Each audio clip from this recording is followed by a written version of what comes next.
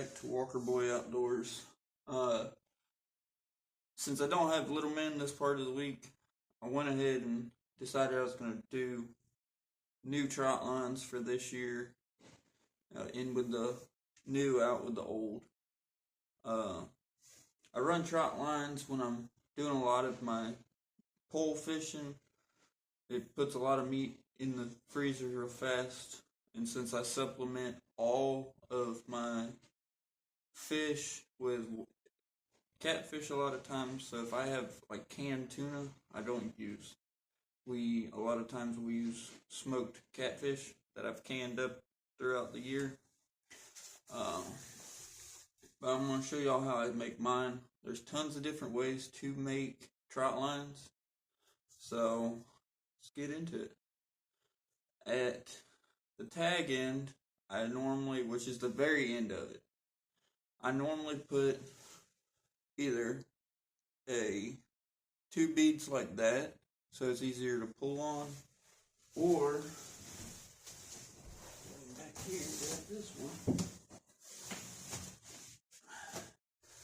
I run snap swivels. These are some larger snap swivels. I got bigger ones also.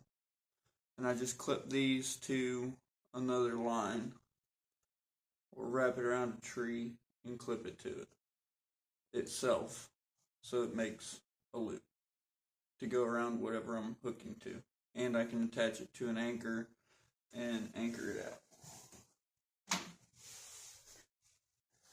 But after the tag end, I run another bead so I know that's the end. Just one single bead. And each of these hooks are spaced out about an arm's length apart. So a little less than 6 feet, depending on how I'm doing it. And then I run a snap swivel in between two beads. And these are just overhand knots to keep it in place on the line. Now I run snap swivels instead of the regular drop lines off of it, so I can change out leaders and hooks real simple. I found this is the easiest method for me, since I also put trot lines near salt water and saltwater fish come up into the areas that I'm at.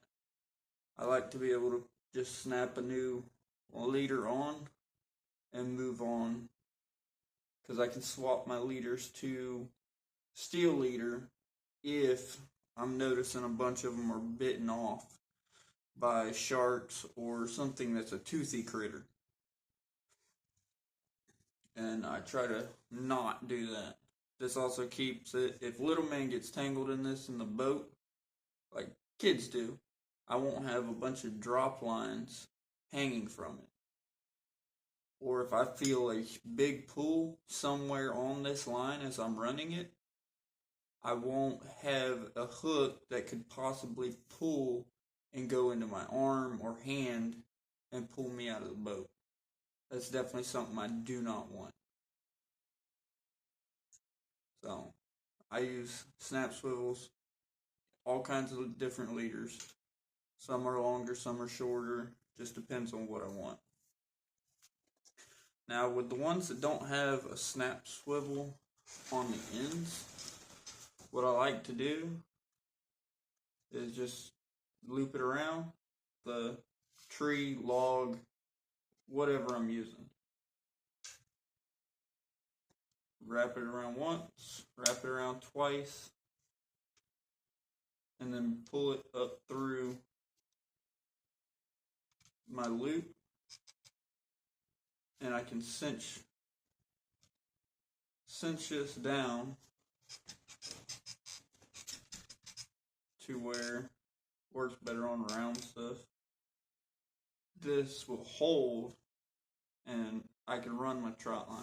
When I'm ready to pull it and I'm done running it, all I have to do is grab the tag end and pull, and it untangles itself.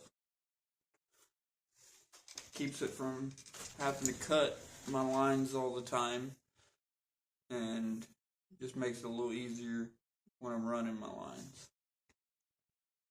Super simple. I keep them in a coffee can that has different length trot lines. I got a 25 hook one, which is legal in Florida. You're going to have to check other local laws in your state.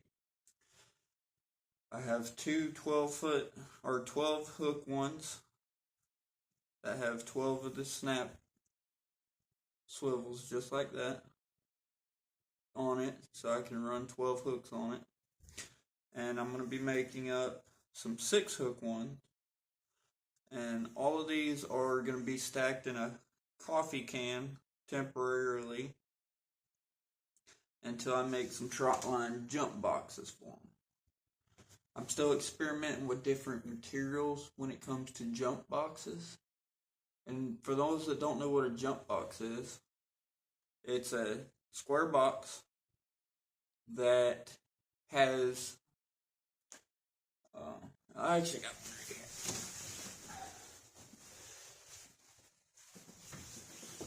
Alright, square box has spots in it. The trot line goes in it. Feet fed in nice and neat. I have slots cut in this for my hooks.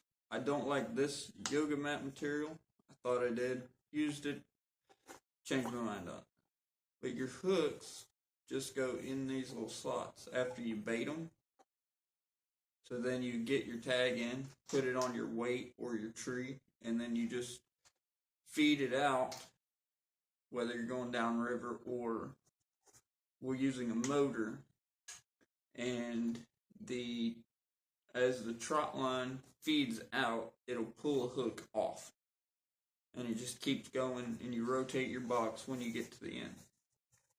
This yoga mat material did good for a while until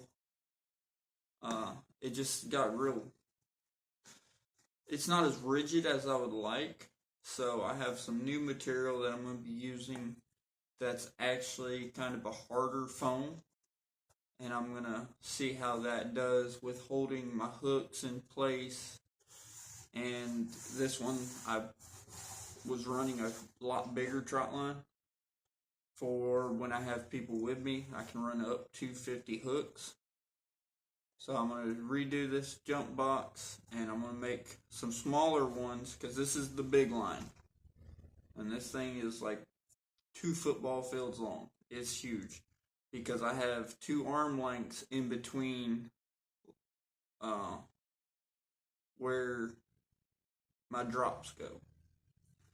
But I'm going to redo it, and as I figure it out and I find what works for me, I will share it with y'all, so that way y'all can go about making your own. You know, because God put us here to help each other out, and we need to do that in any little way that we can or in big ways.